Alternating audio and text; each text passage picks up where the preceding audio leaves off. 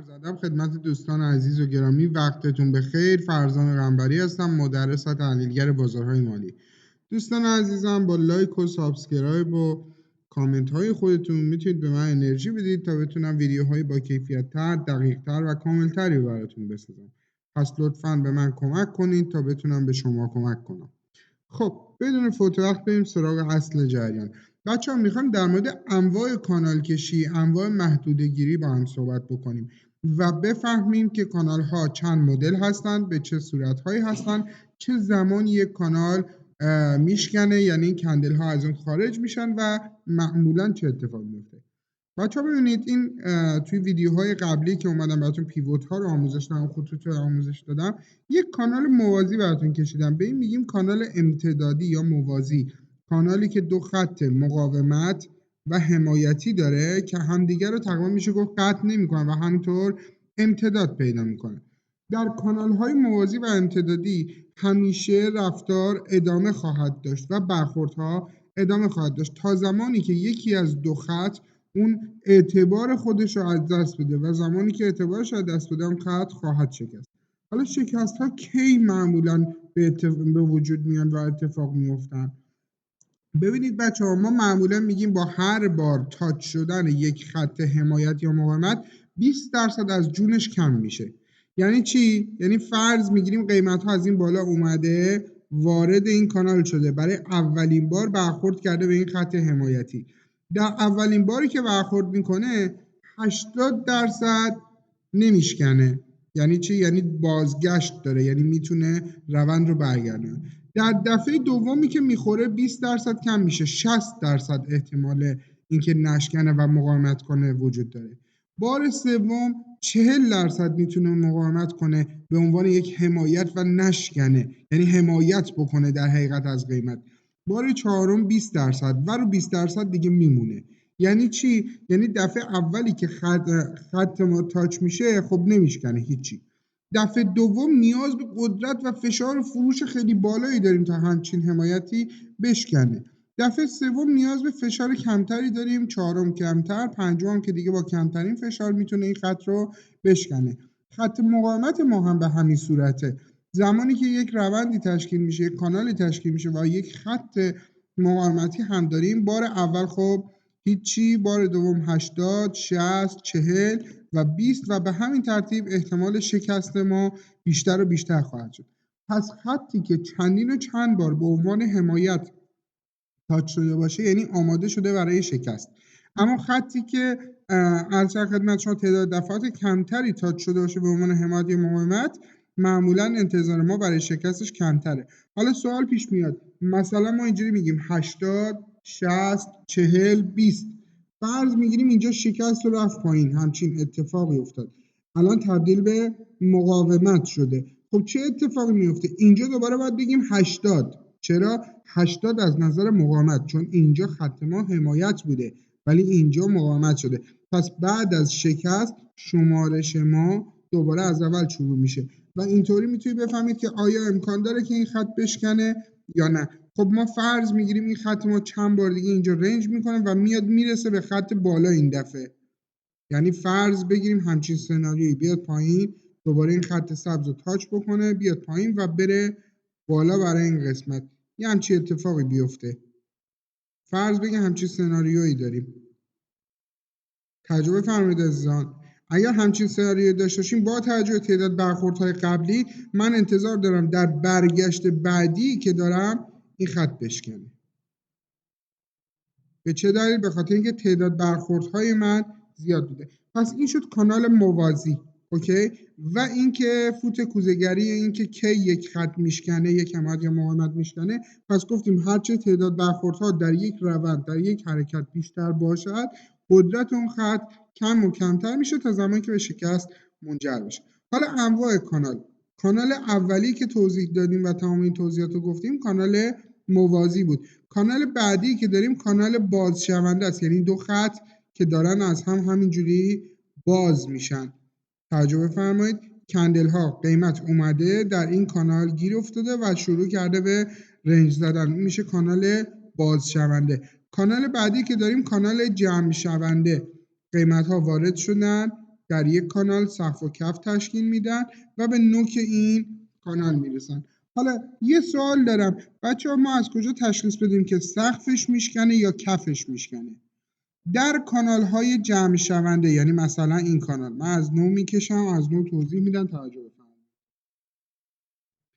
فرض میگیریم که ما همچین کانالی رو تونستیم تشخیص بدیم. یعنی چی؟ یعنی قیمت ها اومده وارد شده، شروع کرده به تشکیل همچین الگویی و داره یک کانال جمع شونده رو برای ما پیش میره. تا زمانی که به نوک نزدیک نوک ارزش خدمت شما مثلثمون برسیم صبر میکنیم. اینجا به نوک که رسید نگاه میکنم ببینم نوک مثلث پایینه یا بالا. هر طرفی که بود معمولا انتظار برعکسش رو داریم. اینجا قیمت من هی داره کوچیک و کوچیک و کوچیک و کوچیک‌تر میشه در کانال. بچه‌ها حواستون باشه من کاری به الگو ندارم، این یک الگوی ادامه دهنده نیست. تفاوت کانال و الگو در تعداد کندله. بچه‌ها در همچین شکلی ما از اینجا تا اینجا شاید 200 تا کندل داشته باشیم، ولی در الگو مثلث 30 تا 20 تا دونه کندل داریم. من دارم کانال جمع شونده رو میگم، این دوتا رو با هم قاطی نکنید. پس به این صورت وقتی به نوک رسید، چون نوک رو به پایین بوده کندل ها رو به بالا معمولا میشکنه. در برعکس این قضیه، یعنی اگر بخوایم این قضیه رو پشت رو در نظر بگیریم، ما فرض میگیریم که یک کانال جمع شونده داریم که نوکش رو به بالا هست، مثلا یک همچین کانالی داریم و قیمت داره توی این محدوده برای ما به این صورت رنج میزنه. مثلا قیمت رسیده به اینجا، ریزش کرده اومده پایین، بالا، پایین و این قضیه داره تکرار میشه. در همچین حالتی ما انتظار داریم که وقتی که به اندازه کافی به نوک مثلث نزدیک شد، اینجا چون نوک مثلث رو به بالا هست ریزش ما رو به پایین خواهد بود و شکست کانال ما رو پایین خواهد بود. حالا دلیل علمیش چیه؟ چون تا ابد که نمیتونه قیمت رو به بالا رشد بکنه، یه جایی بالاخره نیاز به اصلاحه. درسته؟ بچه ها توجه کنید، بحث عرضه و تقاضاست. فرض میگیریم که این چارت ONE نباشه، چارت مثلا ماست کاله باشه. اوکی؟ تا یه جایی یک کاسه ماست ارزش داره شما حاضری بخری، مثلا تا 150,000 تومان حاضری یک کاسه ماست بخری، ولی بهت میگن 7 میلیون تومان نمیخری. اوکی؟ پس تا یه جایی میتونه رشد داشته باشه، یه جایی بعد ما انتظار شکست داریم. در صورتی که این شکل در کانال و تعداد زیادی کندل باشه به این صورت میتواند باشه. و در کانال بازشونده به چه صورته؟ کانال بازشونده گفتیم برعکس کانال جمع شونده است، یعنی ما دو خط داریم که دارن از هم دور میشن، مثلا به این صورت. کندل ها اومدن تشکیل همچین حالتی رو دادن، ورود به کانال و شروع به رنج زنی در این کانال به این صورت و ادامه دارد. بچه ها اگر تعداد کندل زیاده و همچین کانال ادامه دهنده شما دارید، بدونید که این کانال از کف خواهد شکست و همچین اتفاقی خواهد افتاد. ببینید یعنی من اگر این رو اینجوری در نظر بگیرم، میاد این رو یه جایی میشکنه، در برگشت این دیگه تبدیل به مقاومت میشه، خط حمایتی که داشتم تبدیل به مقاومت میشه و روندش تغییر میکنه در کانال بازشونده. پس معمولا نگاه میکنیم در کانال بازشونده نوک هر طرف بود اتفاق هم به همون طرف میفته، یعنی نوک پایین بوده شکست از پایین خواهد بود. اگر نوک بالا بود چه اتفاقی میافتاد؟ مثل این ناحیه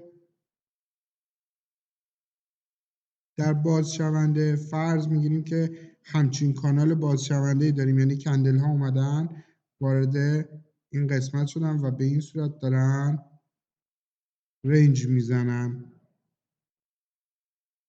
در همچین پترنی ما انتظار داریم که از یه جایی به بعد شکست از بالا اتفاق بیفته و به طور مثال همچین چیزی بزنه. چرا؟ چون نوک کانال من رو به بالا هست و تا ابد نمیتونه قیمت هی پایین و پایین تر بره، به یه جایی که برسه دیگه ارزندگی پیدا میکنه و از کانال خارج میشه.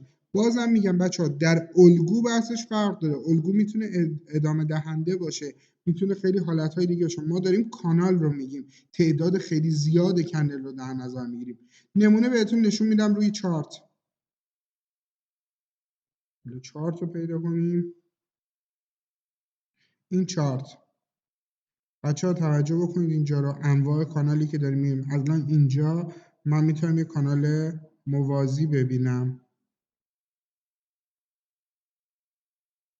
تقریبا اینجا یه همچین کانال موازی داریم. کانال های جمع شونده و باز شونده هم میشه پیدا کرد به همین سادگی. من میخوام ویدیو طولانی نشه، 10 دقیقه خورده شد، کافیه. بچه‌ها با لایک و سابسکرایبتون میتونید بهم انرژی بدید. هر چه سوال داشتین هم در کامنت ها میتونید بپرسید. پیروز و موفق باشید، لبتون خندون، دلتون شاد. موفق باشید دوستان.